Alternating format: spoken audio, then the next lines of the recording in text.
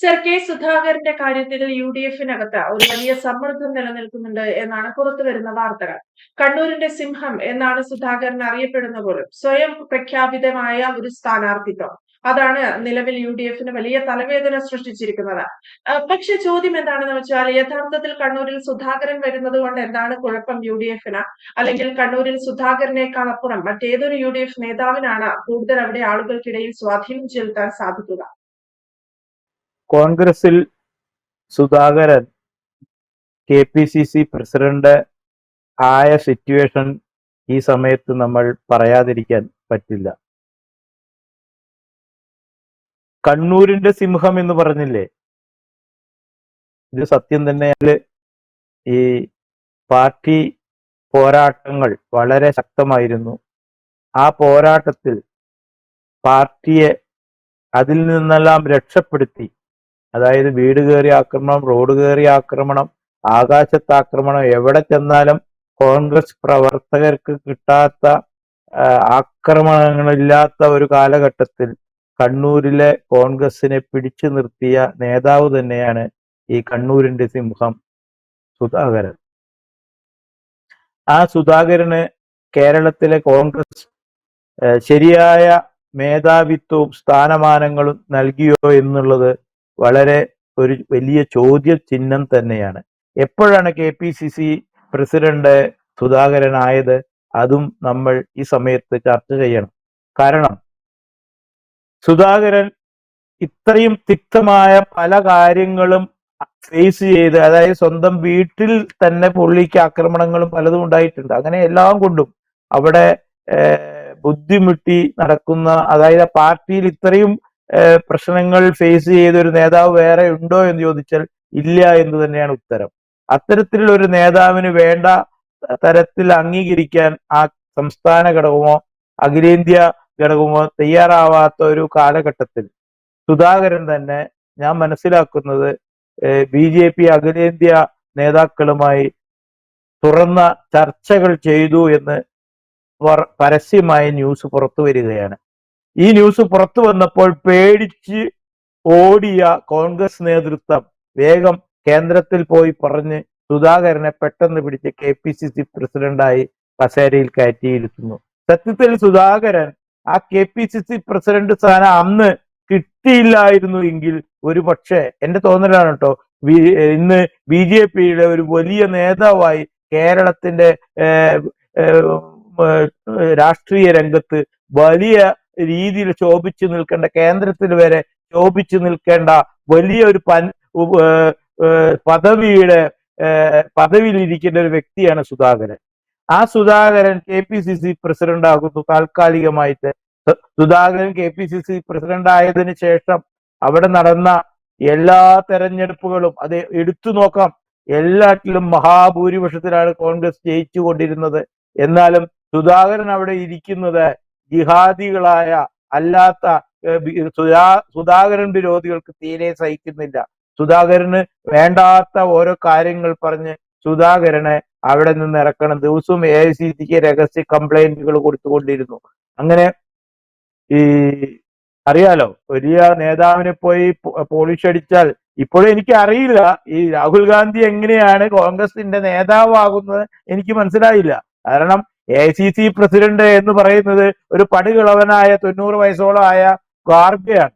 അപ്പോ ഈ സുധാകരനെ മാസങ്ങൾക്ക് മുന്നേ ഡൽഹിയിലേക്ക് വിളിച്ചു വരുത്തി പെട്ടെന്ന് വയസ്സായി, അതായത് സുധാകരന്റെ വിഷയം ഇവർ ഉണ്ടാക്കി തീർത്തത് സുധാകരന് വയസ്സായി, അത് കാരണം ഇലക്ഷൻ വരികയാണ്, തൽക്കാലം സ്ഥാനം ഒഴിയണം. അപ്പൊ സുധാകരൻ എന്ത് വിചാരിച്ചു? ഓക്കെ, ഞാൻ സ്ഥാനം ഒഴിയാൻ, എനിക്ക് കണ്ണൂർ തെരഞ്ഞെടുപ്പിൽ നിയമസഭയിലേക്ക് മത്സരിക്കണം, അത് ഞാൻ ചെയ്തോളാം, ഞാൻ അഖിലേന്ത്യാ പ്രവർത്തനം നിർത്താം എന്നുള്ള ഒരു ചെറിയ ഒരു ഈ അടിസ്ഥാന ഒരു ഇത് വെച്ചു കൊടുത്തപ്പോ ശരി എന്ന് രണ്ടു കൂട്ടരും അംഗീകരിച്ചു. അങ്ങനെ KPCC പ്രസിഡന്റ് സ്ഥാനം രാജിവെച്ചു. പക്ഷെ സുധാകരനോട് വയസ്സായി എന്ന് പറയുന്ന ഇതേ ആൾക്കാര് AICC പ്രസിഡന്റിന്റെ വയസ്സ് സുധാകരനെ കാട്ടി 10 വയസ്സ് കൂടുതലാ AICC പ്രസിഡന്റിന്.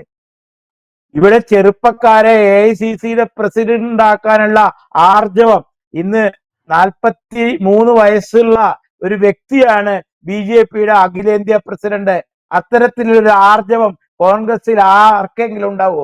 അപ്പോ ഈ വയസ്സായ ഒരു AICC പ്രസിഡന്റ് ഇരിക്കുമ്പോ സംസ്ഥാന പ്രസിഡന്റിന് വയസ്സായി എന്ന് പറഞ്ഞ് സുധാകരനെ പിടിച്ചു മാറ്റുന്നു. സുധാകരൻ താൽക്കാലികമായി മാറുന്നു.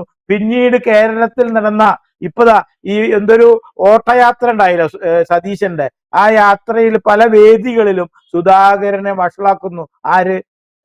രാഹുൽ ഗാന്ധി എണീപ്പിക്കുന്നു, കസേര പിടിക്കുന്നു, ഇതൊക്കെ നമ്മൾ കണ്ടു. ഇപ്പോ സുധാകരൻ പിടിച്ച വാശിയില് ഡൽഹിയിൽ മീറ്റിങ്ങിന് പോയിട്ട് എനിക്ക് കണ്ണൂരിൽ മത്സരിക്കുമെന്ന് വ്യക്തമായി പറയുന്നു. അത് അവർ അംഗീകരിക്കുന്നില്ല. അവിടെ നിന്ന് അവരുമായി തല്ലുകൂടി സുധാകരൻ തിരിച്ചു പോരുന്നു.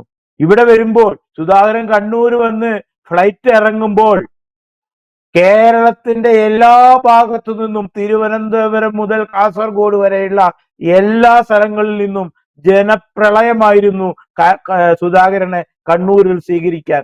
സുധാകരൻ തെരഞ്ഞെടുപ്പിൽ മത്സരിക്കണമെന്നാണ് ജനങ്ങളുടെ ഒരൊറ്റ വാക്ക്, വേറെ വാക്കുകളില്ല. ആ ഒരു സാഹചര്യം ഇവിടെ ഇപ്പൊ ഉണ്ടായി നിൽക്കുകയാണ്. ഞാൻ മനസ്സിലാക്കുന്നത് ഇന്നലെ വീണ്ടും സുധാകരനോട് നാളെ ഡൽഹിക്ക് ചെല്ലാൻ പറഞ്ഞിട്ടുണ്ടെന്ന് പറയുന്നു. ഇനി അഥവാ പറഞ്ഞിട്ടുണ്ടെങ്കിൽ സുധാകരൻ പോകുമോ? ഇത് നമ്മൾ കാത്തിരുന്ന് കാണേണ്ട വിഷയമാണ്. കാരണം അന്ന് KPCC പ്രസിഡന്റ് ആകുന്നതിന് മുന്നേ ഇവിടെ CPM-ഉം മറ്റുള്ള പാർട്ടികളും സുധാകരൻ അമിത് ഷാജിയുമായി സംസാരിച്ച പല കാര്യങ്ങളും ചോദ്യം ചെയ്യുന്നു, പത്രക്കാർ ചോദിക്കുന്നു ഒക്കെ നമ്മൾ കണ്ടതാണ്. സുധാകരൻ കണ്ടതും സംസാരിച്ചതും എല്ലാം ശരി തന്നെയായിരുന്നു. അത് കണ്ടപ്പോഴാണ് ഈ കണ്ണൂരിന്റെ സിംഹത്തിനെ പിടിച്ച് പെട്ടെന്ന് KPCC പ്രസിഡന്റാക്കി ആ വായ അടപ്പിച്ചത് അന്ന് കോൺഗ്രസ്. പക്ഷെ ഇന്ന് എങ്ങനെയായിരിക്കും കോൺഗ്രസ് സുധാകരന്റെ വായ അടപ്പിക്കുക എന്ന് നമുക്ക് വളരെ ശ്രദ്ധാപൂർവം നോക്കിക്കാണേണ്ടതുണ്ട്. പക്ഷെ ഈ വാർത്ത പറയുന്നതിനിടയിൽ ഞാൻ ഇന്നലെ ഒരു തെറ്റിദ്ധാരണ പലർക്കും ഉണ്ടായി. കാരണം നമ്മുടെ ബേബി CPM-ന്റെ അഖിലേന്ത്യാ സെക്രട്ടറി ബേബി പറയുകയാണ്, ഈ വാർത്ത കൊടുമ്പിരി കൊള്ളുമ്പോ സുധാകരൻ മത്സരിക്കാതിരിക്കുന്നതാണ് നല്ലത് എന്ന് ഒരു പ്രസ്താവനയായിട്ട് ബേബി വരികയാണ്.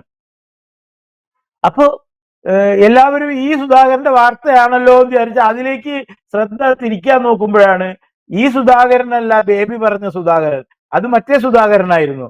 ഈ മറ്റേ സുധാകരനെ ബേബിയുടെ പാർട്ടി ആ പാർട്ടിയിൽ നിന്ന് പുറത്താക്കുക ചെയ്തു. ആ പാർട്ടിനെ പറഞ്ഞു വിട്ടു.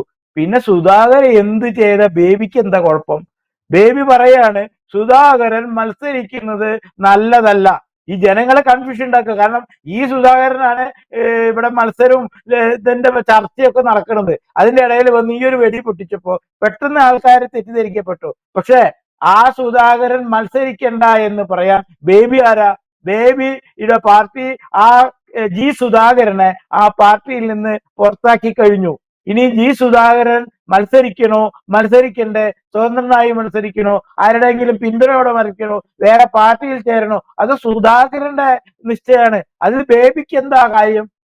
ഈ ബേബി ഇതുമാതിരിയുള്ള വിഡ്ഢിത്തരങ്ങൾ പല സമയത്തും പറഞ്ഞിട്ടുണ്ട്. ശബരിമല വിഷയം വന്നപ്പോ ബേബി ഇതേമാതിരി ഒരു വെടിവെച്ചതായി ഞാൻ കേട്ടിട്ടുണ്ട്. എന്താ വെടി ഉണ്ടായിരുന്നത്? അതായത് ശബരിമല എന്താണ് മതേതരത്വം അങ്ങനെ എന്തോ പറഞ്ഞിട്ട്, എന്നിട്ട് പുള്ളി മൂപ്പരുടെ മക്കളെ മാമോദീസ മുക്കി നടക്കുന്ന ആളാണ് ഈ വർത്താനം പറയണത്. അപ്പോ ഓരോ രാഷ്ട്രീയക്കാരനും അവന്റെ സ്വകാര്യ കാര്യങ്ങൾ നേടിയെടുക്കാൻ വേണ്ടി എന്തെങ്കിലും വിളിച്ച് പറയലല്ല കണ്ണൂരിന്റെ സിംഹം എന്ന് എല്ലാവരും ഓർത്താൽ മതി. കണ്ണൂരിന്റെ സിംഹം ഒരു ഗർജനം നടത്തിയാൽ ആ ഗർജനം വലിയ ഒച്ചയായിട്ട് തന്നെയാണ് കേരള രാഷ്ട്രീയത്തിൽ എന്നും ഉണ്ടായിട്ടുള്ളൂ എന്നാണ് ഞാൻ മനസ്സിലാക്കുന്നത്. അതിനെ എതിർത്ത, അതായത് ഈ കണ്ണൂരിന്റെ സിംഹത്തിന്റെ ഗർജനത്തെ എതിർത്ത പാലക്കാട്ടെ ജിഹാദി, പാലക്കാട്ടെ ഒരു നല്ല കോൺഗ്രസ്സുകാരനെ, അതായത് 40-50 കൊല്ലത്തോളം ഒരു പഞ്ചായത്ത് ഭരിച്ച ഒരു കോൺഗ്രസ് നേതാവിനെ തന്നെ ഈ ജിഹാദി കാരണം ഈ ഗർജന സിംഹത്തിന് പോലും ശബ്ദിക്കാതിരിക്കേണ്ടി വന്നു. ഇന്ന് ആ നേതാവ് മാർക്സിസ്റ്റ് പാർട്ടിയുടെ ഭാഗത്ത് പോയി ആ അഭയം പ്രാപിച്ചു. ഈ ജിഹാദി കാരണമാണ് അതുണ്ടായത്. അത് നന്നായിട്ട് ഈ കണ്ണൂരിന്റെ സിംഹത്തിന് നന്നായിട്ട് അറിയാം. എന്തായാലും സുധാകരനെതിരായി UDF-ൽ ഒരു പടയൊരുക്കം നടക്കുന്നുണ്ടോ എന്നത് വീണ്ടും ചർച്ചയാവുകയാണ്. ജയശങ്കർ സാർ സൂചിപ്പിച്ചതുപോലെ നേരത്തെ അങ്ങനെ നടന്ന സമയത്താണ് അദ്ദേഹം KPCC പ്രസിഡന്റായി വന്നതുപോലും. പക്ഷേ ഈ ഒരു അവസരത്തിൽ കണ്ണൂരിൽ സ്വയം സ്ഥാനാർത്ഥിത്വം പ്രഖ്യാപിച്ച സുധാകരനെതിരാവുകയാണോ പാർട്ടി എന്നതൊരു വലിയ ചോദ്യമാണ്. അത്തരത്തിൽ സുധാകരൻ തന്നെയായിരിക്കുമോ കണ്ണൂർ അസംബ്ലി മണ്ഡലത്തിൽ നിന്നും UDFന്റെ സ്ഥാനാർത്ഥിയായി വരിക എന്നതൊക്കെയുള്ള ചർച്ചകൾ സജീവമാവുകയാണ് രാഷ്ട്രീയ കേരളത്തിൽ. വ്യക്തമാണ്. Thank you sir. കൂടുതൽ വാർത്തകളും വിശേഷങ്ങളും നിങ്ങളിലേക്ക് എത്താൻ ABC മലയാളം സബ്സ്ക്രൈബ് ചെയ്യുക, ബെൽബട്ടനും അമർത്തുക.